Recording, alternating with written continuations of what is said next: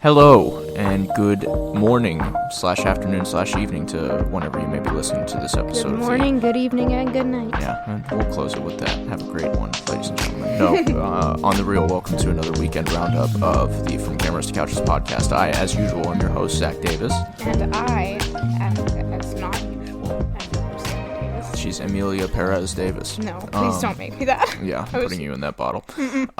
Welcome, everybody. We're here to talk about some stuff that we saw this weekend, and we're also going to go over the Oscar nominations from this past Thursday. I did discuss these yesterday on a recording of a podcast with my friend Mr. Isaiah Shoup, Mr. Rewatchability, as he is also known. You can definitely check out that episode later this week, but right now, we're going to have a discussion about them. Emmy, we were pretty spot on with our predictions. I wouldn't say spot on, but we had a lot of the right ideas. We were very close, and we hit some of the stranger marks, like the Apprentice nominations. Above all, that's what I was trying to say. The biggest snub for me, the two biggest snubs, but certainly the biggest snub is the Challenger soundtrack. Agreed. That Atticus Ross I'm really not mad. showing up I'm really is mad. a problem. I saw a meme the other day that was like Challenger score is the first score to win an Oscar without even being nominated, and that's how I feel. Another snub that kind of bummed me out. Can I talk about this, or do you want to get through it all? No. Okay. Margaret Qualley. I was a little. All quiet for her. I mean, most of the Once Upon a Time in Hollywood Spawn Ranch crew had a pretty good year, and she did not get the nomination nods. But I certainly think that category is particularly competitive this year. Yeah. That was also definitely Demi's movie. Absolutely. I think that is kind of the factor that they walked away from this with. I think it's cool that The Substance is even getting recognized at the Oscars. It's the opposite of the Barbie thing, kind of. Absolutely. But we'll get around to our full thoughts on the Oscar noms here in a second. I do want to talk about a little bit of news before we go into it. One of which I was reading to Emily earlier as we were having lunch. But Paul Thomas Anderson's The Battle of Bacton Cross, one that we've been talking about for a while. This is a World War II movie adaptation of Vineland. It has been renamed, and it has been screened for audiences. Supposedly almost finished cut of the film has been shown. That's wild. Yeah. Well, I can't believe we're this close to another PTA project. It's shooting for August 2025, going under the title One Battle After Another. In IMAX, right? Yeah, shooting in IMAX, going to be filmed. We're going to be releasing in IMAX theaters, starring Leo DiCaprio and Sean Penn. I hear Sean Penn gets second most screen time to Leo, but this is one that I'm very much looking forward to. I've heard it's a very crowd-pleasing, exciting action romp. And we're big Paul Thomas Anderson guys. Yeah, definitely not something you hear from Paul Thomas Anderson, but No. Based off of the tone of his last film, Licorice Pizza, I can see where he would be going for like this kind of action comedy. Supposedly it's a long haul. It's about 2 hour and 50-minute cut of the movie right now that may be polished up before it comes out, but keep an eye out for that. They're shooting for, I think, an August 5th release date of this year, so it should be out before the end of the year. I'm very, very much looking forward to this one. Okay, Eric Roth is writing a new script for Martin Scorsese, which is going to be interesting. I think Eric Roth is an interesting scriptwriter, and he's done some pretty big classics, including stuff like Forrest Gump. I'm curious to see where this is going to go. Is this going to be a sappy American movie? I don't know. I would not be surprised, but I'll probably go see it nonetheless because Scorsese is one of the greats, and while he's still making movies, I'm still going to go see him.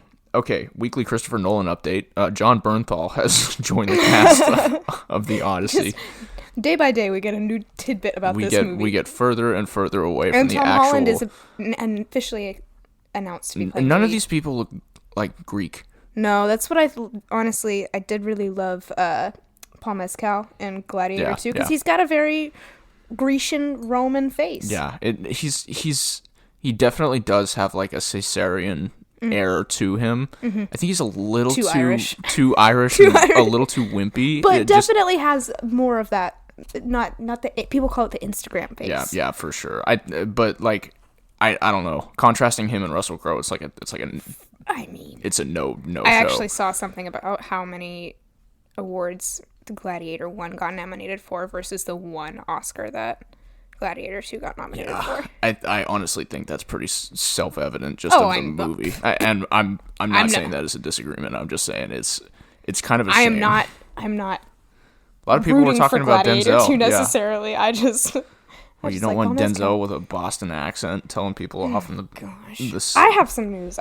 That I don't see on your list. So when you get through your list, or I can hit it now. Yeah, my last one was that Emilio Perez is now experiencing wild levels of hate, which will segue into our Oscar conversation. We'll get there in just a second. Ryan Gosling is in the new Sean Levy Star Wars project, which is just, how exciting for America and the world, really. And then the Austin Butler American Psycho remake that we were talking about a couple weeks ago that was announced, that was just a test. Yeah. They were gaslighting us. That's not a real thing. I think that they're probably looking at him for like some other sort of role, and they're just kind of wanting to see how people react to it. I don't really know what that. I don't know if they were just testing the waters on that one, or somebody was actually putting together a script for a modern remake of American Psycho. I beg of you not to do that. I do not need to see Austin Butler returning 4Ks. I have to return some 4Ks. I'm Paul Allen. No. I'm Paul Allen. I can't. Yeah, anyway, we'll move on from that. Okay, all right, let's get to the Oscars. Let's talk about the Oscars. So, let's start, I don't really know where to start. Let's start with the writings. Let's start with original screenplay. The 5 nominees for original screenplay are Anora, The Brutalist, A Real Pain, September 5, and The Substance.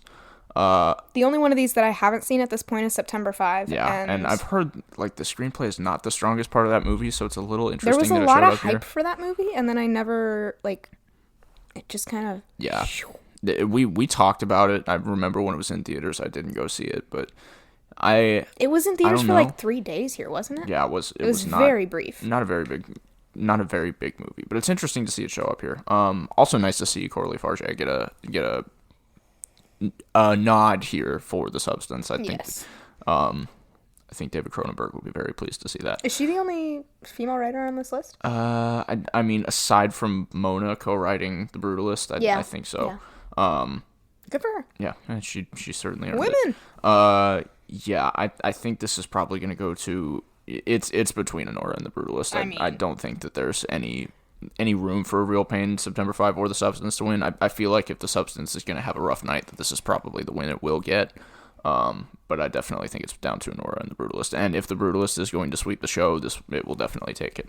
Which, I mean, realistically, if we look at the Oscars this year, it kind of looks like it's Anora and The Brutalist year, as long as Emilia Perez just clenches nominations and not dubs. Yeah, so I guess we can open the can of worms here. Emilia Perez showed up with 13 nominations. 13 nominations. A couple of other movies that had 13 nominations include The Shape of Water, The Lord of the Rings, The Fellowship of the Ring, I believe Gone with the Wind. This movie is so inexplicably bad that I don't understand, unless you're doing it from a virtue signaling perspective, why you're so pro on this movie. I actually, I mean, where politically I stand, of course, and I think that the audience kind of has an idea of that at this point. Yeah. Obviously, this movie is not really for me, but I also don't think it's for anybody. I read through a article written by a trans person earlier today talking about how much this movie upset them, because not only does it, just it's not good, but it also, does all the trans stereotypes that they're trying to avoid. So, it definitely does. I mean, and, the musical number about trans the woman, surgeries is just... it's absurd. I know that's the clip that's being memed and floated around, but that was the moment in the movie where I was just like, we are losing our minds. It's a movie about Hispanics made by French people. French pop stars, nonetheless. And there's just...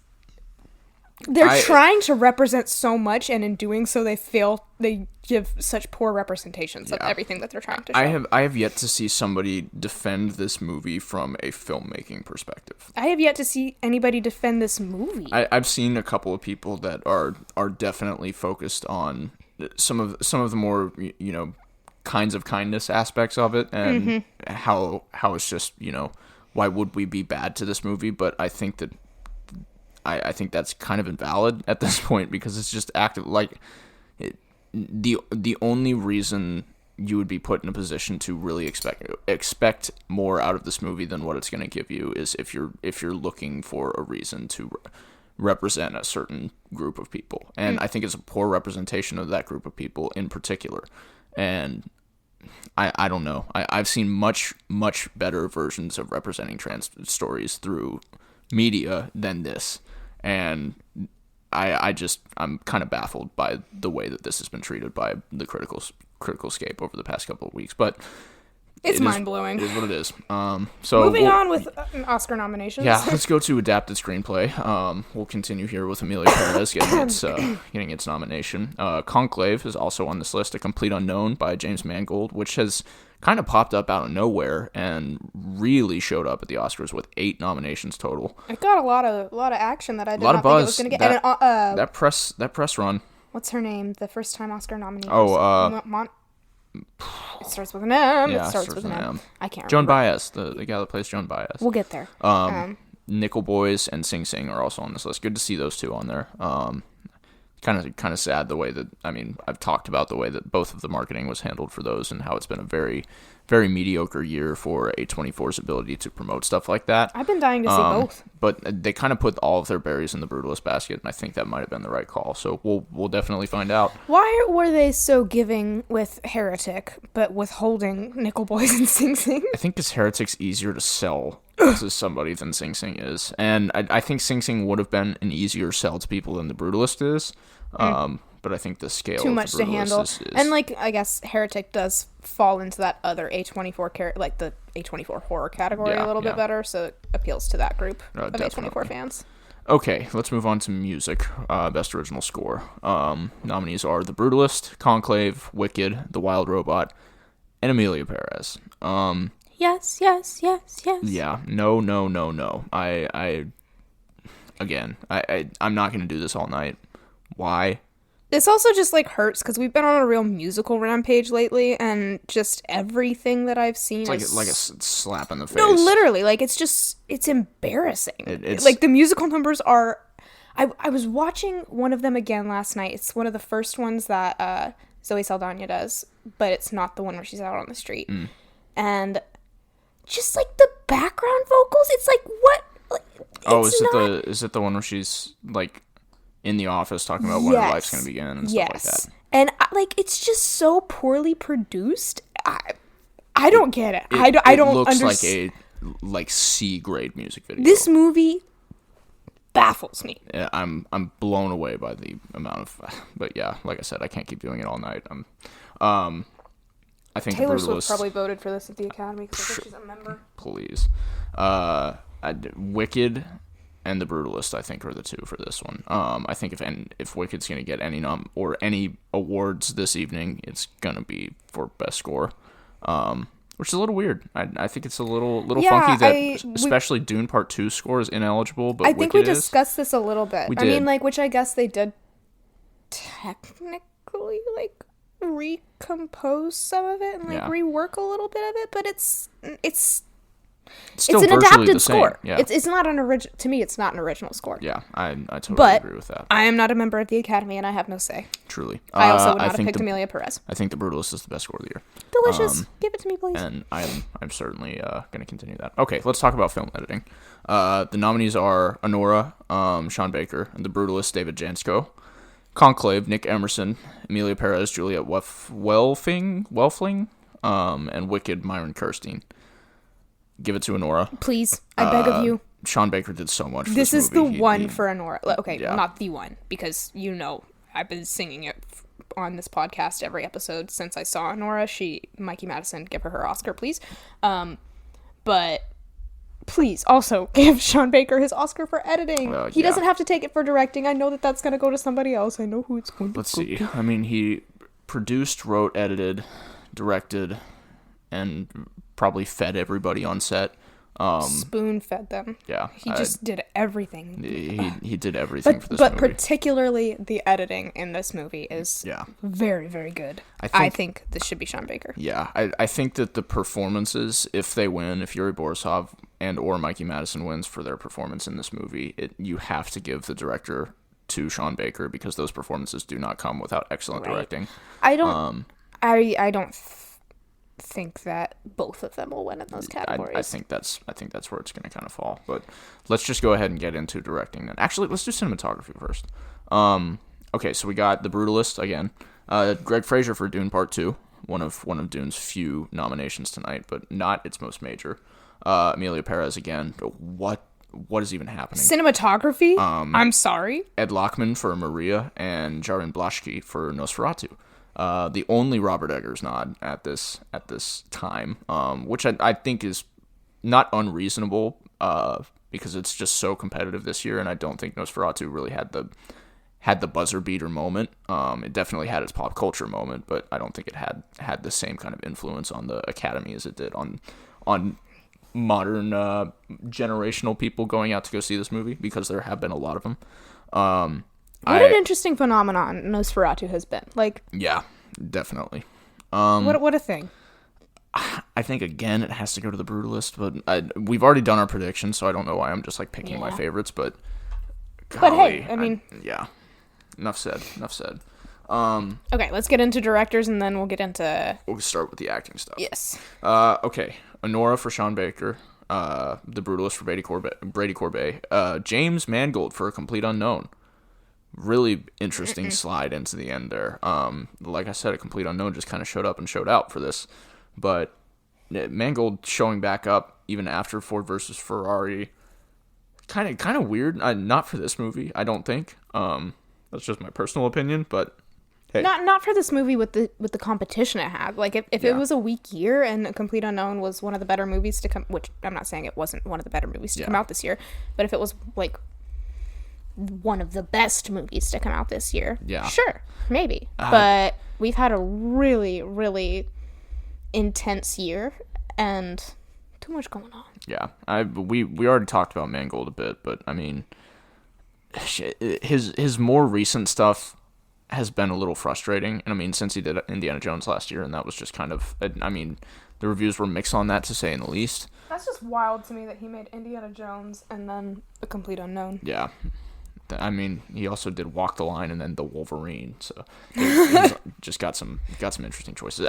Sorry, he did Walk the Line and then 3:10 to Yuma and then The Wolverine and then Logan. That's wild. He had several other movies in between, but just an interesting pick. It's weird to see him in here, and just weird to see the push that A Complete Unknown has gotten. Timmy's probably doing something with the in crowd, but okay, let's move on to actress in a supporting role. The nominees are Monica Barbaro, who we couldn't think of earlier, Ariana Grande for Wicked, Felicity Jones for The Brutalist, Isabella Rossellini for Conclave, and Zoe Saldana for Emilia Perez. I think Ariana Grande is probably going to be the hot one off the slate for this one. I really wouldn't be too mad at it. And I can't believe I'm here saying that. I think out of all of these, I would probably agree with that one the most. Had it been Margaret Qualley for The Substance, I think that... And I think that Monica kind of came in and stole that from her, which is just interesting. It's a bizarre place to land. Okay, let's do actor in a supporting role. Very, very competitive this year, but kind of one-sided. Yuri Borisov for Honora, Kieran Culkin for A Real Pain, Edward Norton for A Complete Unknown, Guy Pearce for The Brutalist, and Jeremy Strong for The Apprentice. Jeremy Strong kind of sneaking in there at the last thing. Kind of funny to see him and Kieran Culkin on this list. I feel like, I know. I feel like these are all really strong performances, but they're, I don't know. These are... I think... You said this feels one-sided. To me, this feels like a really tight race. Not a really tight race, but a tight race. Tighter than anything that we've looked at so far. The narrative feels one-sided in the terms of Kieran Culkin has just been the hot boy for the past 6 months for this award. I don't know. Like, I would really love to see Guy Pearce win. I would really love to see Jeremy Strong win. I'd really love to see Yuri Borisov win. Edward Norton as Pete Seeger, fine. I think it was a good performance, and he's not... Honestly, I don't think any of these men winning this award would make me upset. Yeah, I think I might be like, oh, if it's Edward Norton, or for sure, like maybe even Kieran Culkin, because I watched that movie this weekend and it didn't blow my mind. He's good in it, but I would much rather see Jeremy Strong win for his amazing portrayal of Roy Cohn in The Apprentice, or Guy Pearce. I see Guy Pearce and Jeremy Strong as two old Academy winners, and I see Kieran Culkin and Yuri Borisov as two new Academy winners, and Edward Norton is just kind of quietly in there. So I guess we won't know until the start of the evening and seeing how many awards Emilia Perez is going to win. Yeah. But it'll be interesting to see like which side they sway to, if they're going to be doing it a little more classical this year, because they definitely did with Oppenheimer last year, or if they're going to do something a little bit unexpected, I guess. Did you see the video of Yuri Borisov and his family in his car? Yeah. Finding out that he got nominated? Amazing. I loved stuff. it. Same with Corley Farge for The Substance. Really good video of her. Okay, Cynthia Erivo for Wicked. This is actress in the best leading role. Or best actress. Cynthia Erivo in Wicked. Carlos Sofia Gascon for Emilia Perez. Mikey Madison for Nora. Demi Moore for The Substance. And Fernanda Torres for I'm Still Here. There's a really, really very massive part of me that is absolutely terrified this is going to go to Carlos Sofia Gascon. I honestly would not mind it because that if there's an award that this movie deserves, it's for her performance in it. But I also feel like it would... I would rather it go to Demi Moore or Mikey Madison. I don't think Cynthia Erivo should get it. Honestly, her performance in Wicked is good, but not great. Ariana Grande is the Oscar winner out of that pair. Definitely a standout. Fernanda Torres, I still haven't seen I'm Still Here. The Brazilian part it's hard to find. Of the world is huge over this movie, but I'm interested to see it when I eventually get around to it. But yeah, I think Carlo will probably take this one away, just because it'll be the historic moment of that. Okay, actor in a leading role. Adrian Brody, Timothy Chalamet, Coleman Domingo, Ray Fiennes, and Sebastian Stan. Another surprise one for The Apprentice, not for a different man. Yeah, Timmy Chalamet is he the new hotness? I mean, I've been saying this for weeks. His press that he was doing for A Complete Unknown it worked. It literally absolutely worked. Skyrocketed him and made him so much. Not that he wasn't likable before, but like made him more than just the white boy of the month. Yeah, and he's like he is definitely hit his stride. He just was on SNL this last night, I guess. He was the musical guest and the host. Yeah, and his performance was super fun. His musical performance. Yeah, it's cool to see. So I'm loving it. I would not be surprised if this Chalamet, bring it on. Yeah, I would not be surprised if this is his first Oscar. I think Adrian Brody is a little bit on the line. I do think that out of these, Adrian Brody is my favorite performance, but I've already sung the praises of The Brutalist so much. We also haven't seen Sing Sing. Yeah, I've heard nothing but good things about Coleman Domingo. Ray Fiennes. I heard a lot of good stuff about his supporting actor. I can't remember who it is. Yeah, I can't remember who it is, but he unfortunately didn't make the cut. And Sebastian Stan, great in The Apprentice. I prefer Jeremy Strong's performance overall. Agreed. That's a real Cynthia Erivo, Ariana Grande situation. Definitely. I think he's great in The Apprentice, but I think Jeremy Strong is just absolutely taking it to the house. Jeremy Strong is Roy Cohn in that movie. It's ridiculous. Absolutely. Okay, let's do the big one. Let's talk about but real quick, we didn't do animated feature film, which we have to do because our baby Memoir did make it in. Adam Elliott's movie. We've talked about it a whole lot. One of my favorite movies of last year. Wallace and Gromit: Vengeance Most Foul, The Wild Robot, Inside Out 2, and Flow. Flow will probably take this. Yeah, good to see Pixar only making one on the list and it being pretty quiet. Flow is going to take this. I don't know what to tell you. Flow is definitely going to win this. If at the end of the day it is Memoir of a Snail, I will sit there crying. But I definitely agree that Memoir of a Snail is my favorite of the ones on the list. But it will be Flow. Yeah, very, very much more inaccessible. All right, here's the Big Ten. For Best Picture, the nominees are Anora, The Brutalist, A Complete Unknown, Conclave, Emilia Perez, I'm Still Here, Nickel Boys, The Substance, Wicked, and Dune Part 2. Dune Part 2 made it into this list, which is unbelievable. This is an interesting list. There's a lot of interesting stuff to dig through here with A Complete Unknown. Got 2 movies on and here. Dune Part 2 being in here. Definitely an indicator of the Timmy hype. But Dune Part 2 is an interesting one because it's just been so pushed to the side over most of the course of this. What's with the Zendaya slander? Yeah, I don't know what's going on with that. The Challengers not being here. I mean, the not Academy has very obviously just kind of pushed Luca Guadagnino to the side. Which is bananas to me. Also, something I thought about earlier, Kinds of Kindness got nothing. Yeah. Which, I know it wasn't like a huge thing like Poor Things was. 3-hour analogous movie. I don't think that just hit. I don't think it hit the same highs as Poor Things did. But nevertheless, I heard nothing about that movie. Yeah. And I just had a thought about that. Yeah, but Nickel Boys being on here is really interesting because I don't feel like a lot of people have seen Nickel Boys at this point. What would you like to see on this list that's not on here? I really don't know. Aside from Memoir of a Snail, that would never be on here. Yeah, I think these probably are, in a lot of capacity, the Big Ten, but I don't know what else I would put on the list. Like Kneecap wouldn't go in there. That's just far from an Academy movie. Did that get anything? No, nothing. Understandably. I But, know.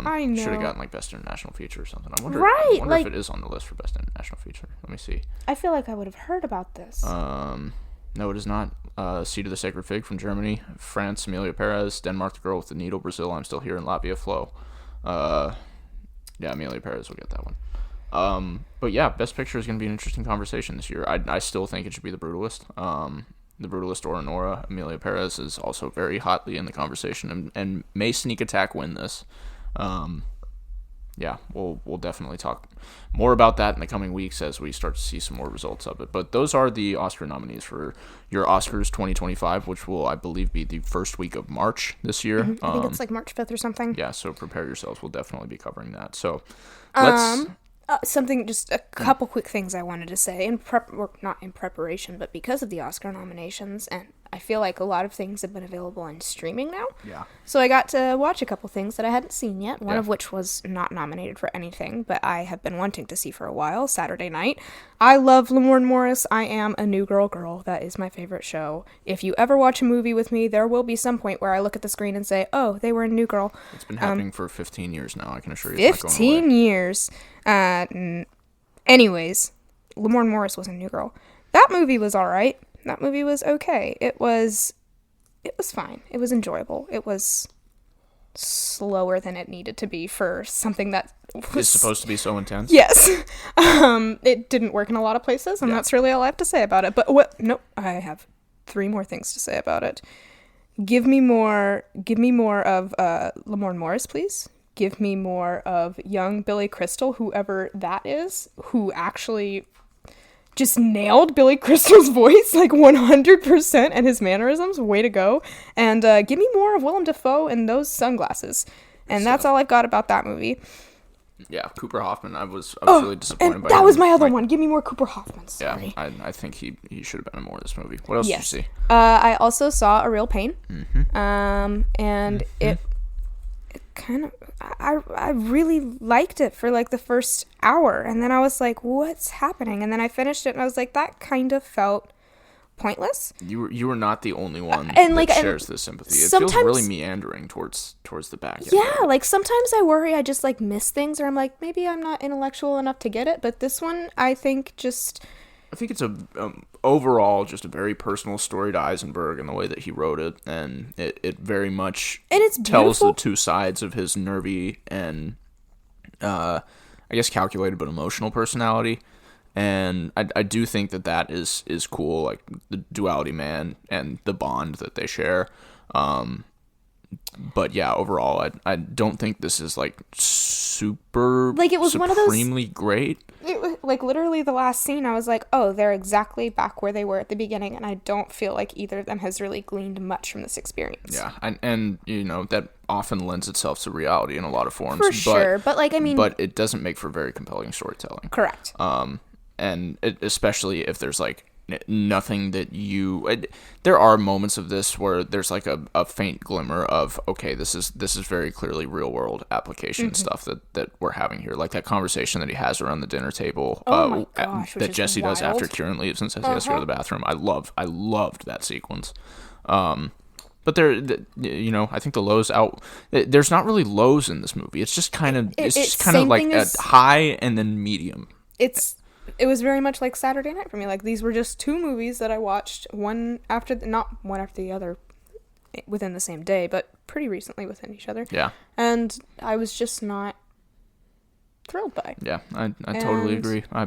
Real Pain is definitely not one of my hottest of the year. I did enjoy it, but I watched Tick Tick Boom for the first time tonight, and I cried. It's a really good one. So, I didn't... Andrew Garfield... Oh my gosh, I didn't know you could sing like that, buddy. Cool. Let's see an Andrew Renaissance. Lin-Manuel Miranda, let's put him behind the camera more often instead of in front of it. Thank you very much. Agreed. Oh, for heaven's sake! No, please, No, I beg. What is this before me? That's my Lin-Manuel Is this impression. a dagger? Hey! No, okay, let's stop that immediately and continue talking about bad things. More bad things. Flight Risk. You want to do Flight Risk? I'm going to talk about Flight Risk. I did not see Flight Risk. Emily took the bullet on this one. I had to get it. out of Currently there. sitting at a hot 26 on Rotten Tomatoes, which I do not subscribe or listen to Rotten Tomatoes unless it's about bad movies, and this one's a bad movie. Okay, I have a lot of notes about this, so I'm just going to rapid fire shoot some. These are the notes I'm taking as I'm watching. These are the notes I'm taking as I'm watching the movie, and I'm just getting progressively more angry about how bad it is. So, Mark Wahlberg staring in the rear view and chewing gum. The movie.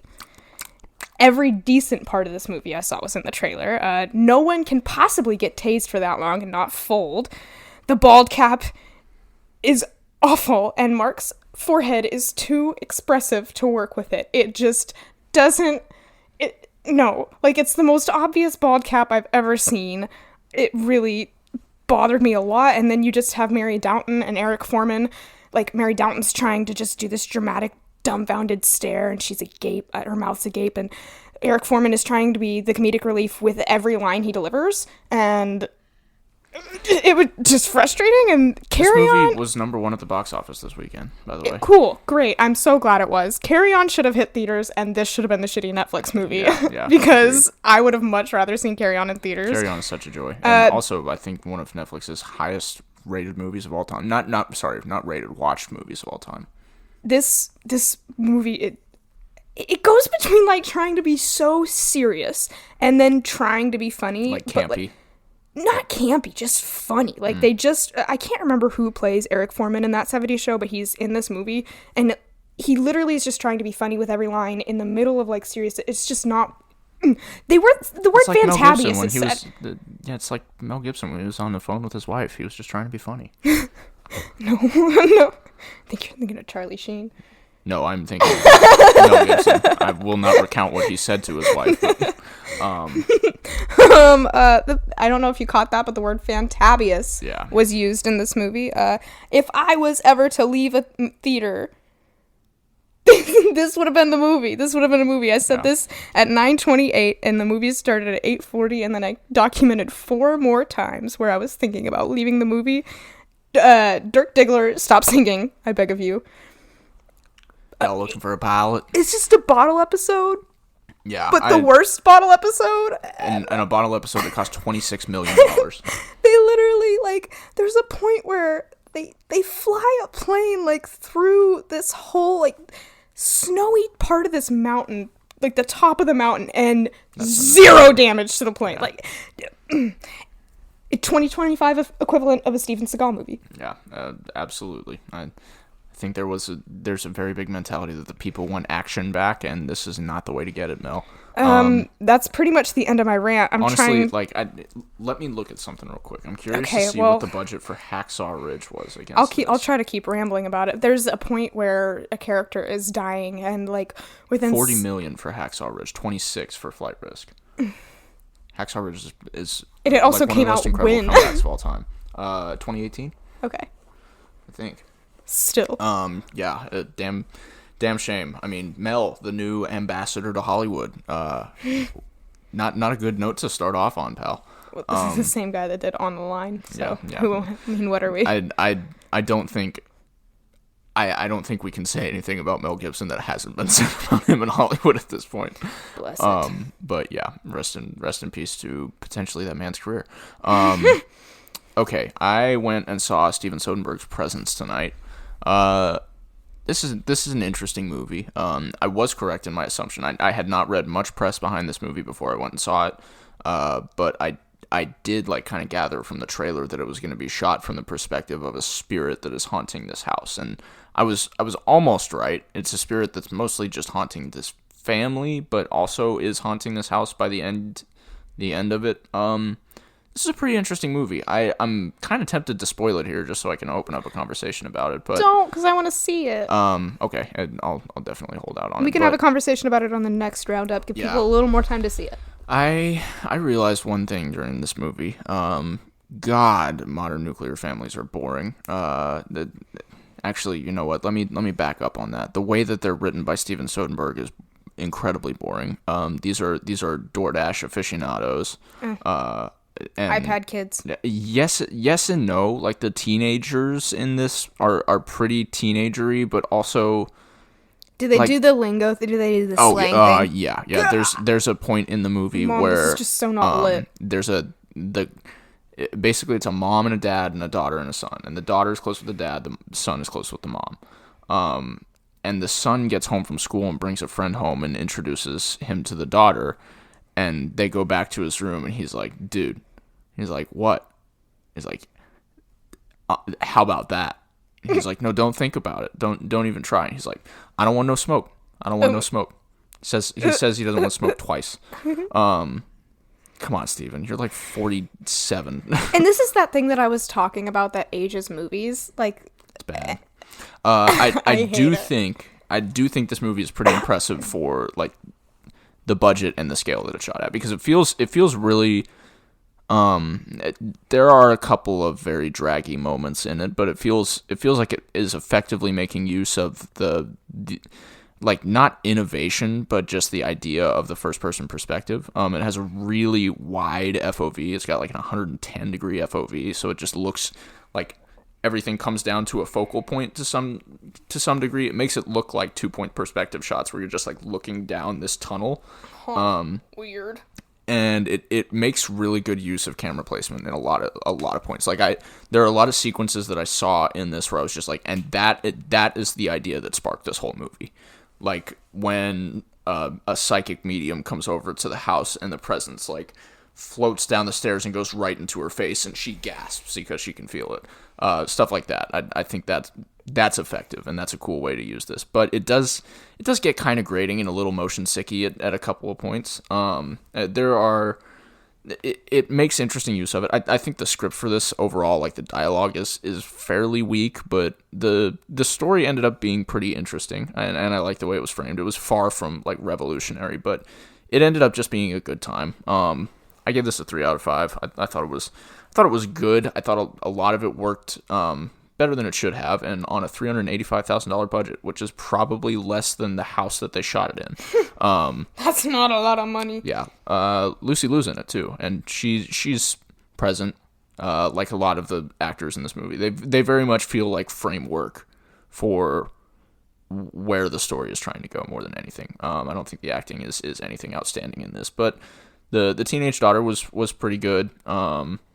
There's like this line down the middle of the family between the cold and the empathetic, and like the mom and the son are very cold people, and the daughter just had a best friend pass away, and the dad's like very empathetic and trying to get her to go to therapy, and like the mom won't even have a conversation about it because the son's her favorite. He's an all-star swim team kid and like all that kind of stuff. But it was interesting.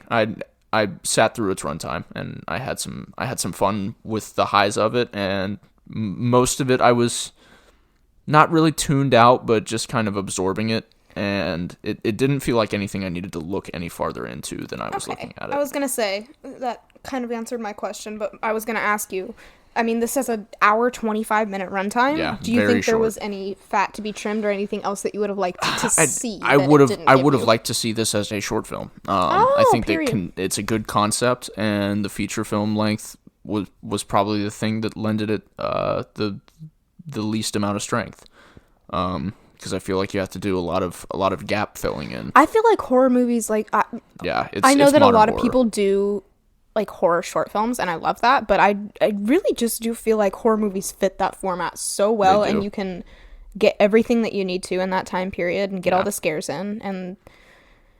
But that being said, I guess there is something for building tension. Yeah, and it just like it shows how strong your idea is for something, and how like multifaceted it is and can be over a potentially hour and 45 to 2 hour minute runtime. And I'm not arguing that horror movies shouldn't exist. No, not at all. I just think that like 90% of horror, not 90%, but a good majority of horror movies would work so much better as short films, right. Especially modern horror movies, because we've seen every concept a million times, and it's so hard to find something new. I think the originality and creativity of the horrorscape is like not. it's kind of better than it ever has been, but at the same time it's pretty stagnant because, we get the gems like Barbarian where it's like, oh, whoa, that's something completely new. Or The Substance. Where you're like, oh, somebody's doing a classic body horror movie in 2024 in this economy.